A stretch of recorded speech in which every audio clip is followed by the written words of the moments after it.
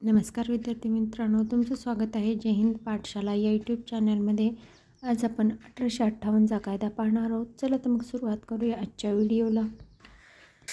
British साम्राज्यशाहीने कोणत्या कायद्याखाली east India कंपनीकडून भारत सरकारचा राजकारभार हाती घेतला?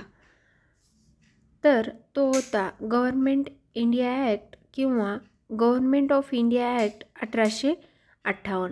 कारण 1857ला जो खूप मोठा उठाव झाला आणि ज्या उठावाने ब्रिटिश ईस्ट इंडिया कंपनीची सत्ता ही पालथून टाकून आपली भारतीय सत्ता ही राणीकडे सुपूर्द केली। मग 1858चा कायदा काय होता किंवा 1858च्या कायद्यात काय तरतुदी होत्या?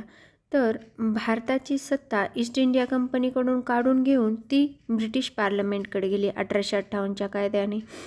त्याचबरोबर भारत सरकारचा कारभार पाहण्यासाठी भारत मंत्री हे नवीन पद व त्याला मदत करण्यासाठी इंडियन काउन्सिल हे एक तयार करण्यात आली होती, जी की 15 जणांची होती, ज्यामध्ये भारत मंत्र्याशिवाय ब्रिटिश मंत्रिमंडळाचा सदस्य असत भारत मंत्री।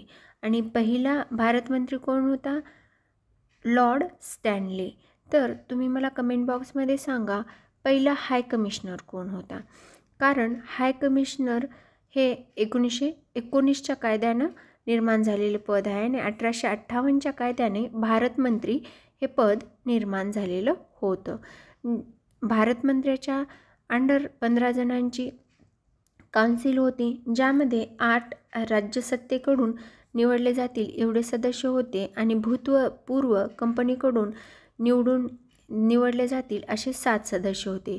आता गव्हर्नर जनरलला आता आपण व्हाईसरॉय म्हणू लागलो। मग आता ह्या पहिला व्हाईसरॉय कोण होता? तर लॉर्ड कॅनिंग।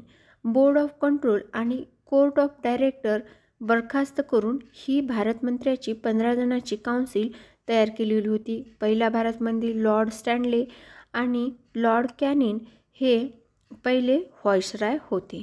दोन गोष्टी वेगवेगळ्या आहेत। व्हाईसरॉय हा लॉर्ड कॅनिंग आहे आणि भारत मंत्री हा लॉर्ड स्टॅनले आहे।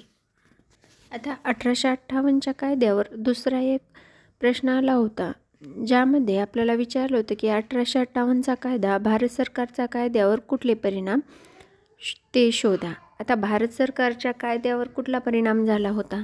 तर जे काही ईस्ट इंडिया कंपनीची जी सत्ता होती ती काढून घेतली होती, पण आपल्याला पर्यायामध्ये दिले की कंपनीच्या राजवटीचा इतिश्री झाला। म्हणजेच या प्रश्नाचं उत्तर आहे पर्याय क्रमांक 2। Subscribe for more videos.